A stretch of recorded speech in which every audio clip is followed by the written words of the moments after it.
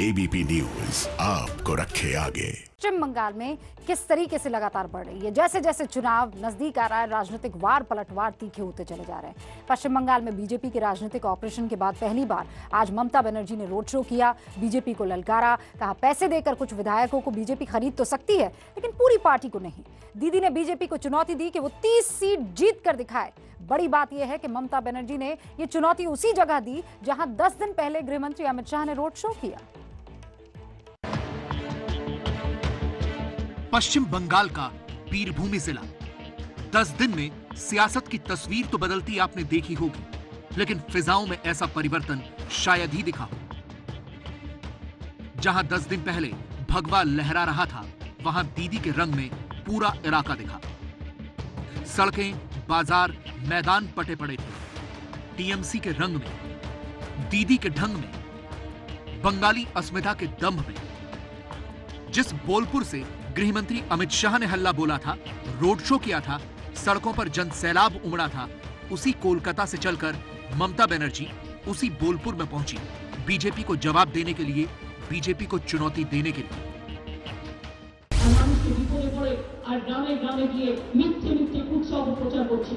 গ্রামের লোকেরা সাবধান হন, শহরবাসীরা দেখবেন 10 জনের মধ্যে 2 জনকে ঢুকিয়ে দিয়েছে। তারা এখানকার লোক নয়, তারা বহিরাগত। তারা এসে আপনাদের লোক বিজেপি নামে বোঝাবে।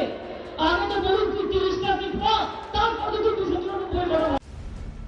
बीजेपी 200 सीटें हासिल करने के दावे के साथ मैदान में उतरी है।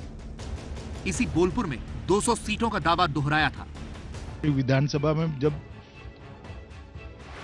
मशीन खुलेंगे तब देख लेना 200 से ज्यादा सीटों पर कमल खिलने वाला है और पूर्ण बहुमत की भारतीय जनता पार्टी की सरकार। लोकसभा में सर मिशन 23 का नारा दिया था और इस बार मिशन 200 का पूरा करेंगे सर? निश्चित रूप से मुझे नहीं करना है, पूरा बंगाल की जनता को करना है, बंगाल के मतदाताओं को करना है। ममता बनर्जी ने शायद पिछले विधानसभा चुनाव का आंकड़ा याद रखा है, जब बीजेपी को सिर्फ 3 सीटें मिली थी। लेकिन इन 5 सालों में बहुत कुछ बदल चुका है। लोकसभा चुनाव में बीजेपी दूसरे नंबर पर है, पंचायत चुनावों में भी दूसरे नंबर पर रही है और जमीनी स्तर पर तैयारी ऐसी है कि 80,000 में से 65,000 बूथ तक पार्टी पहुंच चुकी है। अगर आप इस हसीन ख्वाब में जी रहे हैं कि बीजेपी लोकसभा में जीतती है और विधानसभा में नहीं जीतती है, तो आप ये हसीन ख्वाब हटा दीजिए। आसाम में जीतकर दिखाया कि नहीं, अरुणाचल में दिखाया कि नहीं, नॉर्थ ईस्ट के स्टेट में दिखाया कि नहीं, बिहार जीत लिया। बंगाल में भी भारतीय जनता पार्टी लोकसभा से ज्यादा ताकतवर हुई है। आपकी राजनीतिक जमीन खत्म हो गई। ममता दीदी न सिर्फ सीटों के लिए बीजेपी को चैलेंज दे रही है, बल्कि आज उस पिच पर भी उतरी जिस पर बीजेपी लंबे समय से चौके छक्के मारती रही। ममता ने बीजेपी को घेरने के लिए वो हिंदुत्व कार्ड चला जिसे बीजेपी हथियार की तरह इस्तेमाल करती है। हमारे धर्मটাকে ভুলিয়ে দিচ্ছে। হিন্দু ধর্ম তারা জানে না। হিন্দু ধর্ম জানতে গেলে বিবেকানন্দকে ছবিতে মালা দিলে হবে না, তাকে অন্তর দিয়ে জানতে হবে, রামকৃষ্ণকে জানতে হবে, সারদা মাকে জানতে হবে, মা তারাকে জানতে হবে, কঙ্কাই তারা জানতে হবে, ফুলগুলা জানতে হবে, বক্রেশ্বর জানতে হবে, নরকেশ্বরী জানতে হবে, অধরচাপড়ি জানতে হবে, তারকেশ্বর জানতে হবে, জয়পুর জানতে হবে, বেলুর জানতে হবে, দক্ষিণেশ্বর জানতে হবে, কালীঘাট জানতে হবে। মনে রাখবেন, it is not that easy. गृहमंत्री अमित शाह से लेकर पार्टी अध्यक्ष जेपी नड्डा और प्रभारी कैलाश विजयवर्गीय, बीजेपी का हर नेता ममता के किले में चुनौती देने से पहले भगवान के दर पर सिर जरूर झुकाता है। और 10 दिन पहले बीजेपी ने जो माहौल बदला, उसकी शुरुआत भी भगवान शिव के आशीर्वाद से हुई थी। हिंदुत्व के बाद बारी आई बंगाली अस्मिता की। जिस विश्व भारती में पीएम मोदी ने युवाओं से वर्चुअल संवाद किया था, उसी बाल भारती के वाइस चांसलर के बहाने ममता बनर्जी बीजेपी को बाहरी और खुद को बंगाली बता रहे हैं। आरोप लगाया कि बीजेपी अपने लोगों को अहम पदों पर बिठाती है। এইগুলো ভুলিয়ে দেওয়ার জন্য কি করছে বলুন তো? গান্ধীজি, যারা গান্ধীজিকে খুন করলো, আজকে তারা ওদের নেতা। যারা রবীন্দ্রনাথ ঠাকুরকে অসম্মান করছে, তারা আজকে ওদের নেতা। বিশ্বভারতীকে ভাইস চ্যান্সেলর খুঁজে পাইনি। আমার কোনো ইন্ডিভিজুয়াল রাগ তার প্রতি নেই বা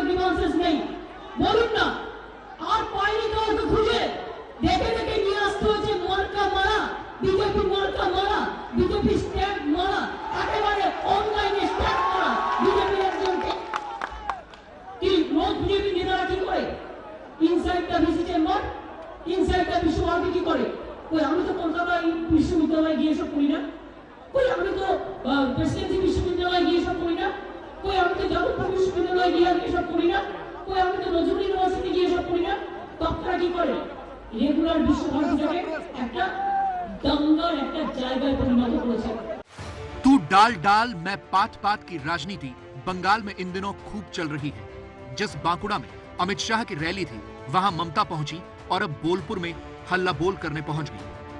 ममता प्रतीकों का भी सहारा ले रही हैं और संदेशों का भी, और ये भी नहीं भूल रही कि इस बार मुकाबला उस बीजेपी से है जिसकी जमीन मजबूत होती जा रही है और जिसका साथ उनके पुराने साथी ही देने लगे। ইলেকশন আসবে, টাকা দিতে সব টাকা সরাতে শুরু করবে। ইতিমধ্যে গ্রামে গ্রামে গিয়ে দিতেও শুরু করেছে। টাকা দিলে নিয়ে নিন, বিজেপিকে ভুলিয়ে দিন। টাকা দিলে নিয়ে নিন, এই জনগণের টাকা, এই টাকা মনে রাখবেন, ওদের নিজস্ব টাকা নয়। টাকা দিলে গরিব মানুষ নিয়ে নিন আর ভোটের বাক্সে ফিরিয়ে দিন। টাকা দিলে নিয়ে নিন, বাংলা থেকে বিদায় করে দিন। ममता जानती हैं कि भले ही बीजेपी के नेता दिल्ली से आते हों, लेकिन मुकाबला उन्हीं की जमीन पर हो रहा है। 10 दिन बाद फिर बीजेपी अध्यक्ष नड्डा पहुंचेंगे और 12 जनवरी को गृहमंत्री वापस लौटेंगे।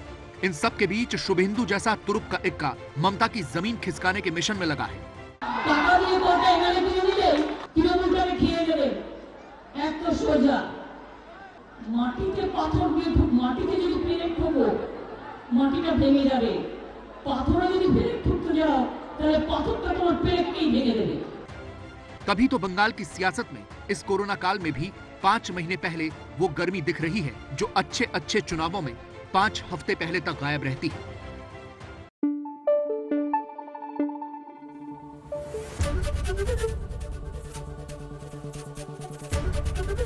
एबीपी न्यूज आपको रखे आगे।